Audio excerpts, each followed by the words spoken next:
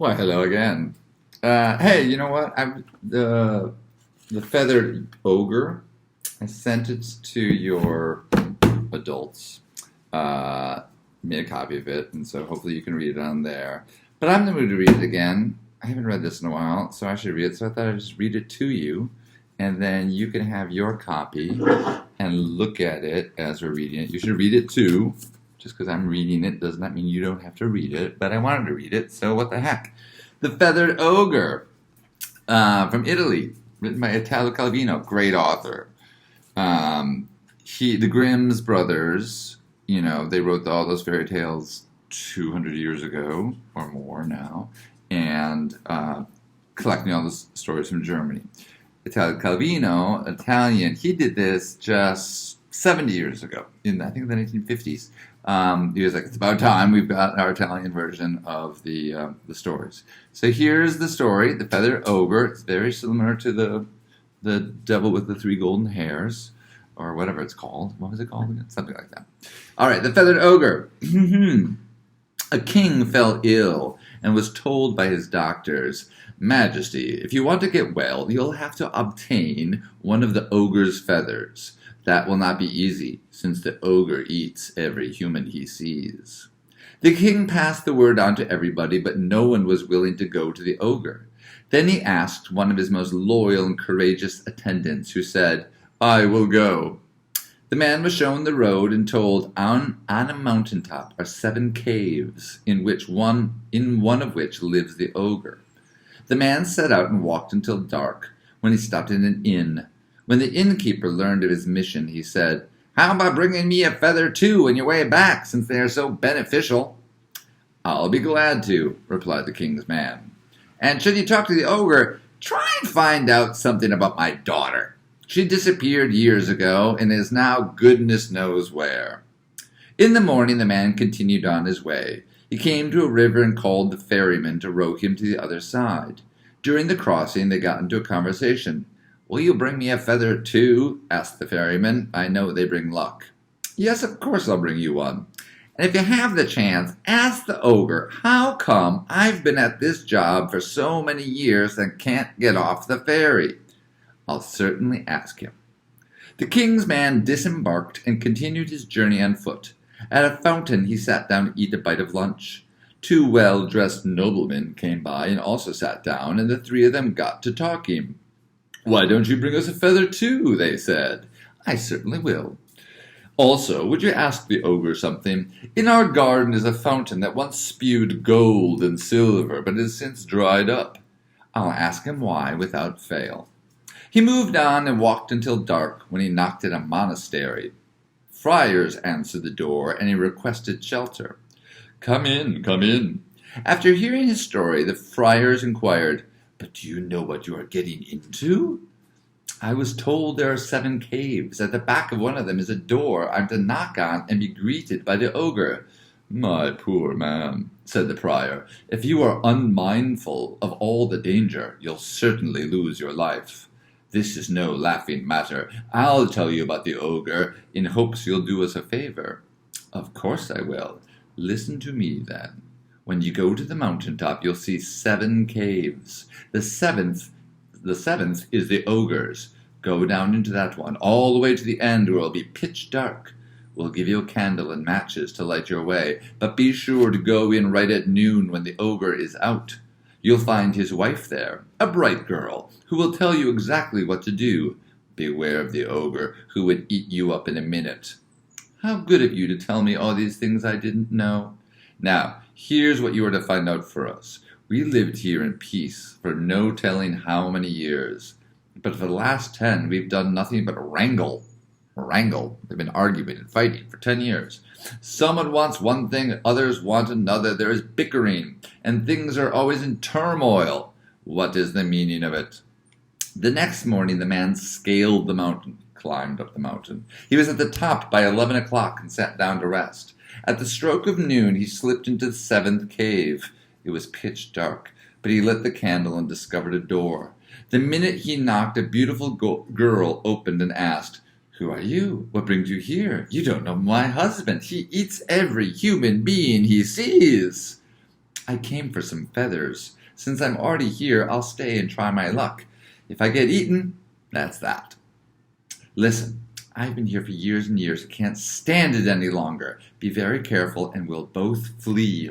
He must under no circumstances see you, or he'll eat you. I'll hide you under the bed, and when he retires for the night, I'll pull out the feathers. How many do you want? 4. And he told her about king, innkeeper, ferryman, nobleman, friars, and the queries of each. They talked as they ate their dinner. As it had grown late in the meantime, the young lady began getting the ogre's meal ready. When he's hungry, he smells humans right away. After eating, he no longer notices, luckily for you. At 6 o'clock, a great clatter was heard at the door, and the man disappeared under the bed in a flash. In stormed the ogre, sniffing and saying, "Here, here, there's stinking humans here. There are, they're hiding. My nose informs me they are near." "Nonsense," replied his wife. "Your hunger is making you imagine things. Sit down and eat." The ogre ate, but he could sit still, The ogre ate, but he could still smell a man, and went through all the house after dinner looking for him. It was at last bedtime, so they undressed, got under the covers, and the ogre went to sleep at once. The man under the bed held his breath. "Listen closely," whispered the woman. "I'm going to pretend to be dreaming and pull out one of his feathers." She plucked a feather and slipped it under the bed to him. "Ouch! What do you mean by plucking me?" yelled the ogre. "Oh dear, I was dreaming." "What were you dreaming?" "I was dreaming about the monastery down below us. For the last 10 years, the friars have been so much at odds with one another that it's pure torture to be under one roof together." "That's no dream but a fact," answered the ogre. "The friars are all ill-tempered because 10 years ago the devil got into their monastery dressed as a priest." "How could they get rid of him?" "The real friars would have to start doing good deeds. Then they'd spot the devil in their midst." At that, the ogre went back to sleep. A quarter of an hour later, his wife pulled out another feather and passed it to the man under the bed. "Ouch! That hurt!" "I was dreaming." "Again? What were you dreaming this time?"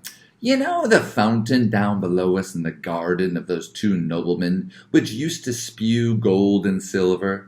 I dreamt it had gone dry. What on earth could that mean?"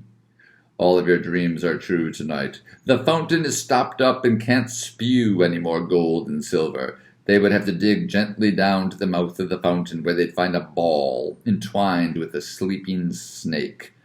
They would have to crush the snake's head beneath the ball before the snake awakened, and the fountain would spew gold and silver anew." Again, in a quarter of an hour, she plucked another feather. "Ouch! I believe you've made up your mind to pluck me clean tonight." "I'm sorry, I was dreaming." "What now?"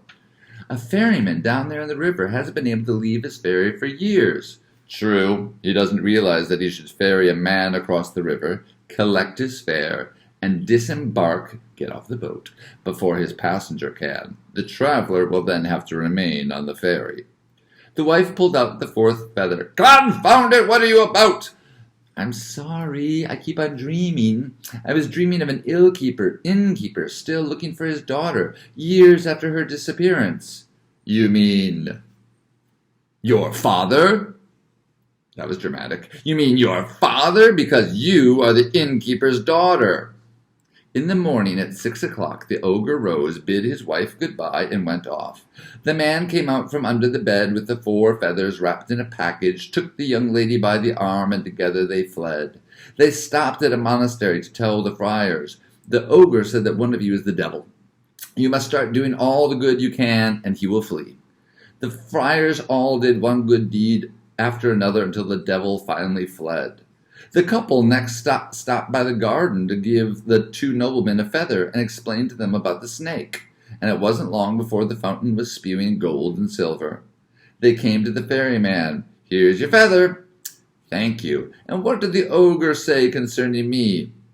"I'll have to wait until I'm in the other bank to tell you." The other bank of the river, the other side of the river.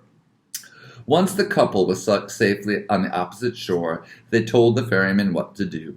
Upon arriving at the inn, the king's man cried, "Innkeeper, here I am with your feather, and your daughter." Right away, the innkeeper wanted to give his daughter to the man in marriage. Let me first take the king his feather and ask his permission. He carried the feather to the king, who got well and rewarded him. The man said, Now, if your majesty permits, I'll be off to my wedding. The king doubled the reward, and the man took leave of him and returned to the inn. What about the ogre? Discovering his wife gone, he set out in pursuit, fully intending to devour her and whoever was involved in her escape. He came to the river and jumped on the ferry. Pay your fare, said the ferryman. The ogre paid, never dreaming the ferryman knew the secret. Before landing on the opposite shore, off jumped the ferryman, and the ogre could no longer leave the boat. The end.